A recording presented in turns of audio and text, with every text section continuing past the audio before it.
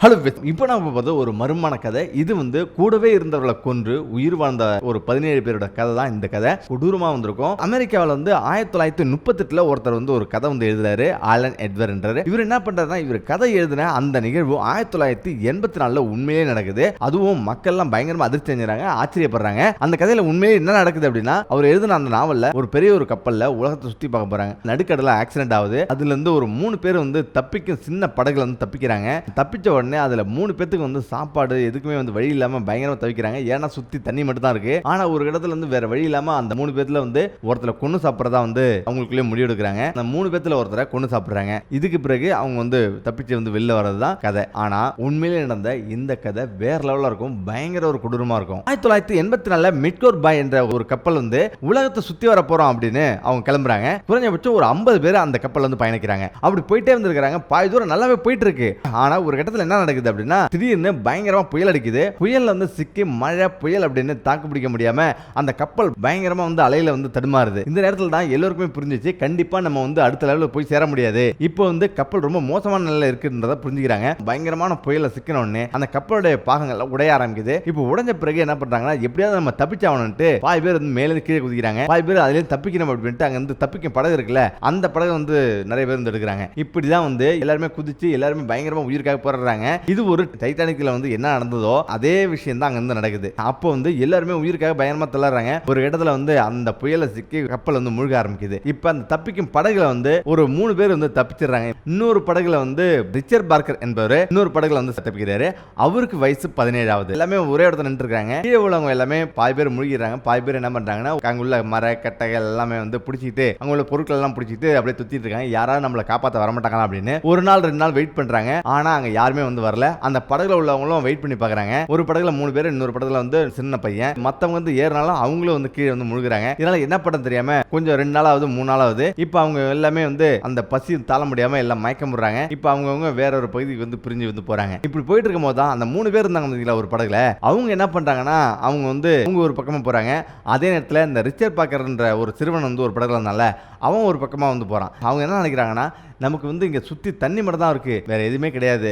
நம்ம ஏதாவது சாப்பிட நினைச்சா கூட என்ன பண்றதுனே இப்ப தெரியல அப்படின்னு அவங்க மூளை ரொம்ப கிறுக்குத்தனமா யோசிக்க தோணுது. இப்பதான் அவங்க அதுல ஒருத்தர் என்ன சொல்றான்னா, நம்ம ஏன் இப்படியே இருந்திருக்கணும், பக்கத்துல ரிச்சர்ட் பார்க்கர் அந்த படத்துல இருக்கான்ல, அவனை கொன்னு சாப்பிட்டோம்னா அவனோட ரத்தம் நம்ம தண்ணியாவும் அவனுடைய சதைப்பகுதியில நம்ம உணவாகவும் பயன்படுத்தலாம் அப்படின்னு அதுல சொல்றாங்க. இப்பதான் அவங்க வேற வழி இல்லாம ஓகே அப்படின்ட்டு 3 பேர் அந்த சின்ன படகு நோக்கி போறாங்க. ஆனா அந்த நேரத்துல ரிச்சர்ட் பார்க்கர் என்ன பண்றான்னா, மயக்கமுற்று கிடக்குறான். இந்த வாய்ப்பை பயன்படுத்தி நல்லா கூரா ஒரு ஆயுதத்தை எடுத்துட்டு அவனை குத்தி கொன்னுட்டு அவனை சாப்பிட ஆரம்பிக்கிறாங்க. இப்படியே போது பல நாட்கள் ஆகுது. ஏதாவது கப்பல் வரும்னு பார்த்தா வரவே இல்லை. இருந்தாலும் ரொம்ப நாள் வெயிட் பண்றாங்க. அவங்க உடலை ஒரு நாளைக்கு 1/2 கிலோ 1 கிலோ அப்படின்னு கொஞ்சம் கொஞ்சமா சாப்பிட்டு உயிர் வாழ்றாங்க. 50 நாள் கழிச்சு அவங்களுக்கு ஒரு பெரிய ஒரு கப்பல் ஒன்று வருது. இப்ப ஒரு வழியா அவங்க கப்பல் காப்பாத்துது. இப்ப அவங்க போயிடுறாங்க. இந்த விஷயம் தான் கொஞ்ச நாள் கழிச்சு அவங்க வெளில சொல்ல ஆரம்பிக்கிறாங்க. அதாவது நாங்க எப்படி பொழைச்சோம் அப்படின்ற விஷயத்த சொல்ல ஆரம்பிக்கிறாங்க. ஒரு சிறுவனை கொன்னு சாப்பிட்டு உயிர் வாழ்ந்தது தெரிய ஆரம்பிக்குது. இப்ப கோர்ட்ல நிறுத்தப்படுறாங்க. அவங்களை போலீசார் கைது பண்றாங்க. உடனடியா என்ன பண்றாங்க அப்படின்னா, இவங்களுக்கு இவ்வளவு ஒரு கொடூரமான விஷயம் செஞ்சதால உங்களுக்கு ஒரு மரண தண்டனை அப்படின்னு தீர்ப்பு அளிக்கிறாங்க. எல்லாமே அதிர்ந்து போறாங்க. இந்த நேரத்தில் தான் மேலும் முறையிடுறாங்க. முறையிடும் போது தான் அவங்களுக்கு சிறை தண்டனையோட நின்றுது. என்ன ஒரு ஆச்சரியமான விஷயம்னா, அவங்க கொன்னு சாப்பிட்டாங்க பாத்தியா ரிச்சர்ட் பார்க்கர். அந்த ரிச்சர்ட் பார்க்கர் அதே பேர் தான் 1938ல அவர் எழுதினார் பாத்தீங்களா, ஆலன்.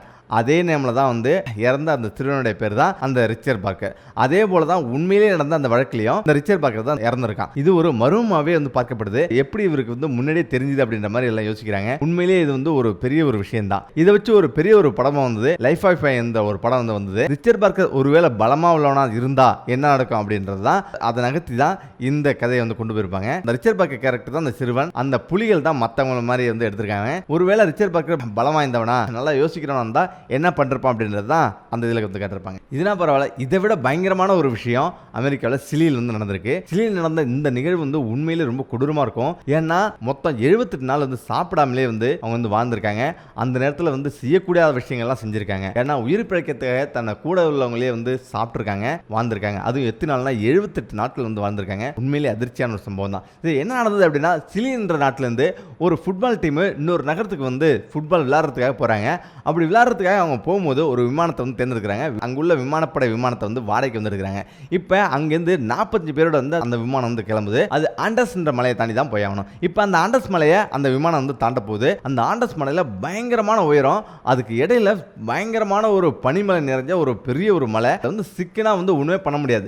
அவ்வளவு மிகப்பெரிய ஒரு பள்ளம் வந்திருக்கு. இப்பதான் அந்த மலையில ஏறி இங்க இருந்து வந்து பள்ளத்திலே போயிட்டு திரும்ப மலையில இருந்து ஏறணும். அப்படிதான் போயிட்டு இருக்கும்போது என்ன பண்றாங்கன்னா, அந்த விமானி ரொம்ப ஜாக்கிரதையா வந்திருக்கணும். இங்க உள்ள மலைகள் எல்லாம் பயங்கரமா வந்திருக்கும். நம்ம வந்து மேகத்துல போறோம், அதனால விமானம் குலுங்கும். எல்லாருமே சீட் பெல்ட் போட்டு அமைதியா வந்து உட்காருங்க அப்படின்னு சொல்றாங்க. ஆனா அதுக்கு முன்னாடி எல்லாருமே சந்தோஷமா சரக்கு எல்லாம் அடிச்சுட்டு சந்தோஷமா வந்திருக்காங்க. இப்பதான் எல்லாருமே என்ன பண்றாங்க, ஆண்டவா எங்களை எப்படியாவது காப்பாத்து அப்படின்னு சொல்றாங்க. அப்ப அதுல ஒருத்தர் வந்து தைல வந்து பாருங்க அப்படின்னு சொல்றாங்க. எல்லாம் மலை பக்கத்துல ரொம்ப பயங்கரமா போகுது. அவங்க நினைக்கிற மாதிரியே வந்து நிகழ்வு வந்து நடக்குது. அந்த மலையில வந்து மேல வந்து ஏறி போகும்போது பயங்கரமா வந்து சைடுல ஒரு பெரிய ஒரு பாறை வந்து இடிச்சிருது. இப்பதான் அந்த மலை வந்து விபத்துல சிக்குது. விமானம் பயங்கர ஃபாஸ்டா வந்து அப்படி பனிக்கட்டிலே சறுக்கிட்டு போயிட்டு இருக்கு. அதாவது 2 ரெக்கை வந்து உடைஞ்சிச்சு. இப்ப அது போன ஸ்பீட்ல எல்லாம் அலறாங்க. என்ன நடந்ததுன்னு புரிஞ்சுக்கிறதுக்குள்ளேயே வந்து எல்லாமே நடந்து முடிஞ்சிடும். அப்படியே ஒரு பெரிய ஒரு பாறையில மோதி அப்படியே போயிட்டு அந்த விமானம் தான் நிற்கும். இப்பதான் பாத்தீங்கன்னா அந்த விமானம் பாதியா உடைஞ்சிருக்கும். எல்லாருமே அலறுவாங்க, எல்லாரும் கதறி துடிப்பாங்க.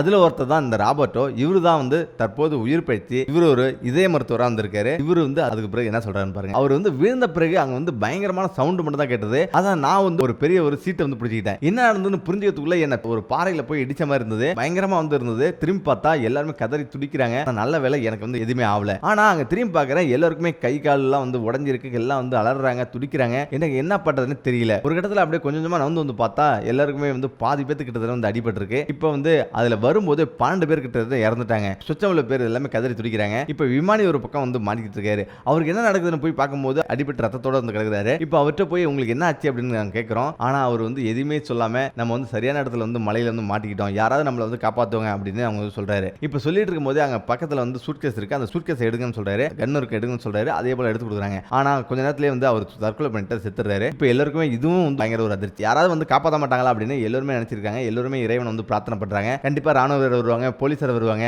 தீயணைப்பு வீரர்லாம் வருவாங்க. ஏன்னா இந்த நியூஸ் வந்து நாட்டுக்கு வந்து போயிருக்கும் அப்படின்னு எல்லாருமே வந்து பேசிக்கிறாங்க. ஆனா அவங்க நினைக்கிற மாதிரி எந்த ஒரு நிகழ்வும் நடக்கவே இல்லை. இப்போ எல்லாருமே அதிர்ச்சி அடைஞ்சு என்ன பண்ண தெரியாம வயிற்று வலி ஒரு நாள் 2 நாள் போகுது. எல்லாருமே பசி வந்து கிளம்புது. ஆனா அங்க இருக்கிறது வந்து வெறும் பாறையும் பனியும் மட்டும் தான் இருக்கு.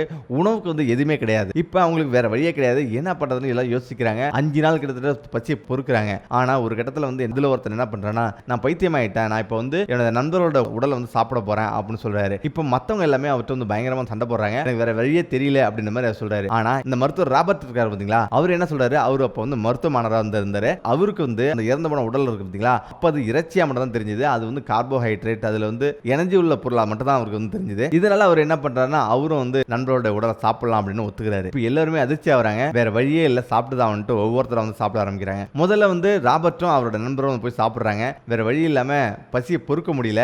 ஏன்னா அவங்களுக்கு வந்து அப்போ வந்து உணவு மட்டும் தான் இருக்கு. ஆனா எல்லாருமே வந்து ஏன் இப்படி பண்ணீங்க அப்படின்னு கேட்கறதுக்கு அவர் வந்து ஒரு நிமிஷம் நினைச்சு பார்த்தாராம். இந்த சூழ்நிலை நான் இருந்தாலும் என்னுடைய நண்பர்கள் வந்து என்னை வந்து என் உடலை சாப்பிட்டு உயிர் வாழ்ந்ததாக நான் பெருமைப்படுவேன் அப்படின்னு அவர் வந்து சொல்லிருக்காரு. இப்போதான் என்ன பண்ணாங்கன்னா, சாப்பிட்டு இருக்கிறாங்க. இப்படியே வந்து ஒரு கட்ட போயிட்டு இருக்குது. அவங்களுக்கு வந்து யாராவது வந்து கூப்பிடுவாங்க அப்படின்னு பார்த்தா, யாராவது வந்து காப்பாற்றுவாங்கன்னு பார்த்தா காப்பாற்ற ஆளே வரல. 10 நாளாவது 20 நாளாவது பனிச்சரிவுன்னு கேள்விப்பட்டிருக்கீங்களா, அந்த மாதிரி பயங்கரமான ஒரு பனிச்சரிவு வந்து ஏற்படுது. இப்போ எல்லாருமே கதறாங்க. ஏன்னா அந்த பனிச்சரிவு வந்து 50 அடி உயரத்துல வந்து ஃபுல்லா இருந்த விமானத்தோட அப்படியே வந்து மூடிருச்சு. அவங்க எல்லாமே உள்ள வந்து மாட்டிட்டாங்க. எல்லாரும் கஷ்டப்படுறாங்க, பயங்கரம் கதறாங்க. இப்போ மேலும் வந்து 17 பேர் வந்து அன்னைக்கு வந்து இறந்துடுறாங்க. பாக்கி இருக்கிறது வந்து 12 பேர் தான். இப்போ கொஞ்சம் கொஞ்சமா தோண்டி அது மேல வந்து வராங்க. மேல எப்படியே கஷ்டப்பட்டு வந்துட்டு திரும்ப வந்து அந்த விமானத்தை வந்து சுத்தப்படுத்தி உள்ள போய் பார்த்தா திரும்ப 17 பேர் வந்து இறந்துருக்காங்க. இப்போ என்னடா பண்றது தெரியாம அவங்களையும் தூக்கி வெளியில அந்த பனிக்கட்டு இடத்துல வந்து போடுறாங்க. வழி இல்ல, அவங்களையும் சாப்பிட்டுட்டு பாக்கி உள்ள 12 பேர் இருந்திருக்காங்கல்ல, அவங்க வந்து வாழ்ந்திருக்காங்க. இப்படியே வந்து பல நாள் வந்து ஓடிட்டு இருக்கு. 50 நாள் முடியுது.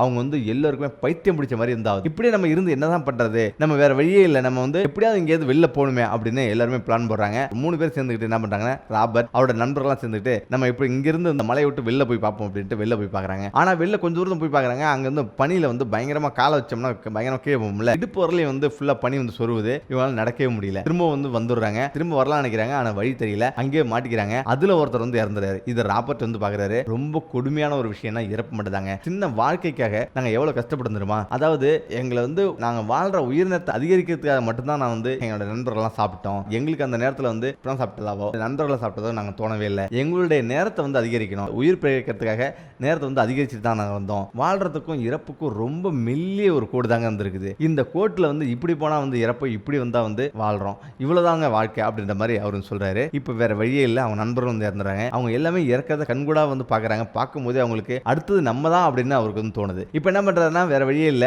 திரும்ப வந்து வந்துடுறாங்க. திரும்பவும் சரி நம்ம போடுவோம், போய் எப்படி இருந்தாலும் வந்து ட்ரை பண்ணுவோம் அப்படின்ட்டு அங்கே திரும்பவும் நடக்க ஆரம்பிக்கிறாங்க. ஆனா இந்த ட்ரிப் வந்து வேற பாதையா வந்து கேர்ஃபுல்லா நடக்க ஆரம்பிக்கிறாங்க. 11 நாள் வந்து நடக்கிறாங்க. அதுவும் மலை மேலேயே வந்து அப்படியே வந்து கஷ்டப்பட்டு ஏறி போய் போறாங்க.